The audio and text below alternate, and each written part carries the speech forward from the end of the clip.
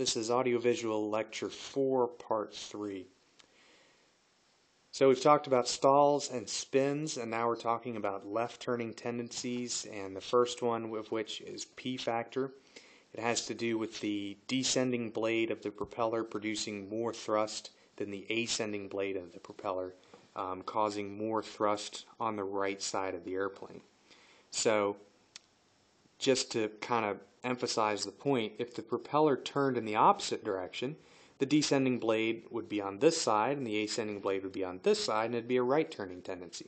But because of the direction that the propeller turns, the descending blade is on the right side of the airplane. It's at a higher angle of attack, so it produces more thrust and yaws the airplane to the left. So the second left turning tendency we're going to talk about is called spiraling slipstream. So again, this depends on the propeller turning as viewed from the cockpit in a clockwise direction. So that airflow is spinning around the airplane in this left to right corkscrew, and eventually, so this is viewed from the top, viewed from the side, eventually it strikes the left side of the vertical stabilizer. And what that does is that results, so that's a push on this side of the airplane. What that's going to do is it's going to yaw the airplane about that vertical axis, and it's going to yaw nose to the left because the air is striking the left side of the tail, and it's going to weather vane, if you will, into the wind. So that's spiraling slipstream. The third left turning tendency, this is probably the strongest factor that's practically the most affecting factor, and this is called torque. So this is just pure action and reaction, one of Newton's laws. So as viewed from the cockpit, again, the propeller's turning clockwise. So this is the action of the propeller turning to the right. The reaction is the airplane turning to the left. So you have this weight of the propeller that you're slinging to the right, and the reaction is for the airplane to turn to the left about it. So on the ground, this is even though it's a banking, rolling action, as you increase the power on the takeoff run, for instance, this is putting pressure on the left wheel or tire of the airplane because the airplane can't bank on the ground. So it's putting pressure on the left tire, and that's causing it to sort of pull to the left, if you will. And finally, we have gyroscopic precession. So the physics manual for pilots, there's a couple of pages in there in this week's reading that talk about gyroscopes a little bit and just how they resist a change in direction. They have a stability, rigidity in space is the principle there. But if you apply a force directly to a gyroscope, then the force comes out 90 degrees ahead of where the force is applied.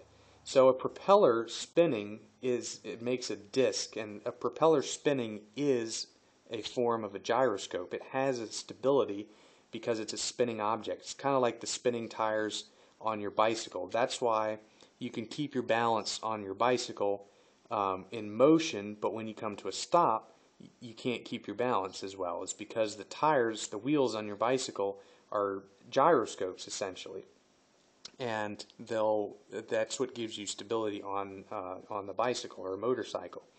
So as we're looking at the back of the propeller from the cockpit, so it's turning clockwise when viewed from that direction, if we apply a force to the top of the propeller arc, the force is going to show up 90 degrees ahead of the direction of the turn. So it's going to come out here, which of course is going to yaw the airplane to the left. So here's a practical application of it. You're in a tailwheel airplane, so it's sitting on its tail, and you get going down the runway and you push the stick forward to raise the tail, right? So you're applying a force to the top of that propeller arc the resulting force is going to occur 90 degrees ahead of where you apply that force. So it's going to be the right side of the propeller disc.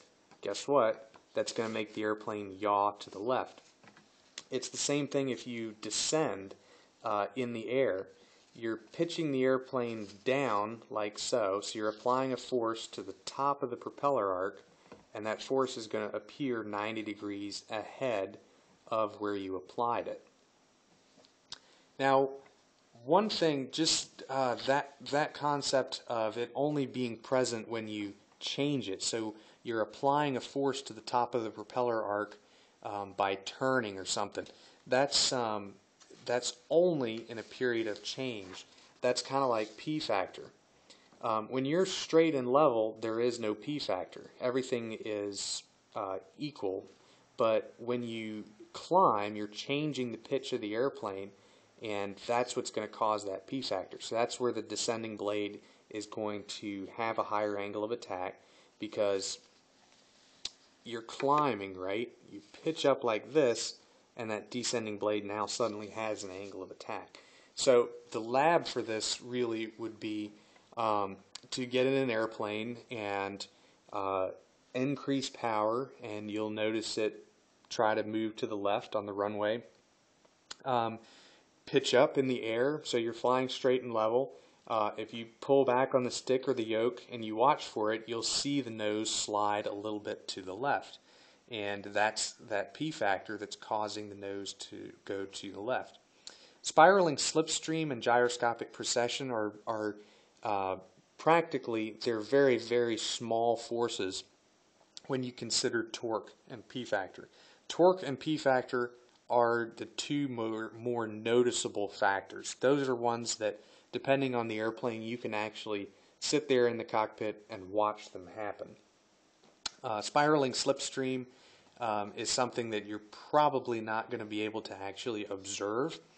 Gyroscopic precession is something that you're probably only going to be able to observe in a tailwheel airplane when you raise the tail. If you do it too quickly or something, you'll see the nose spin to the left.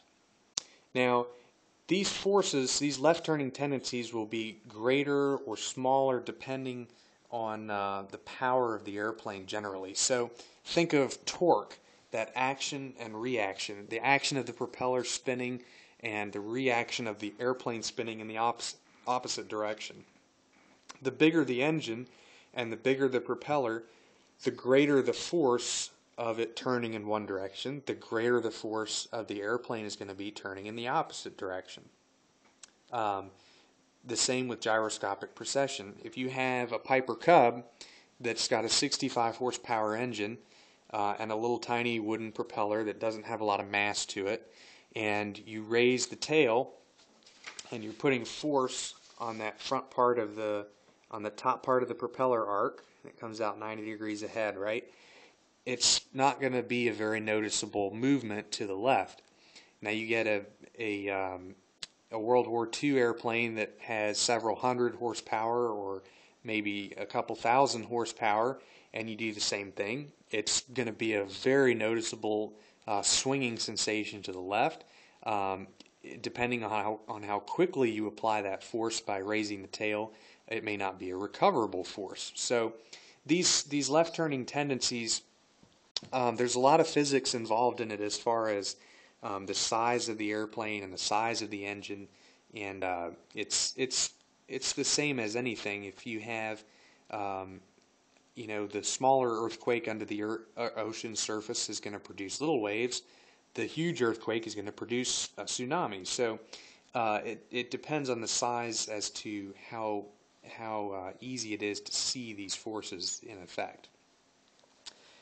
So this week we've covered stalls, spins, and left-turning tendencies. These are really important aerodynamic concepts.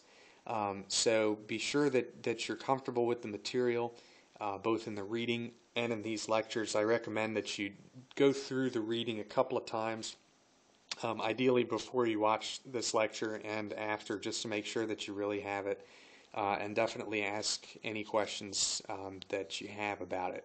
So that concludes Audiovisual Lecture 4, and The material for this week will just be the usual quiz and the reading.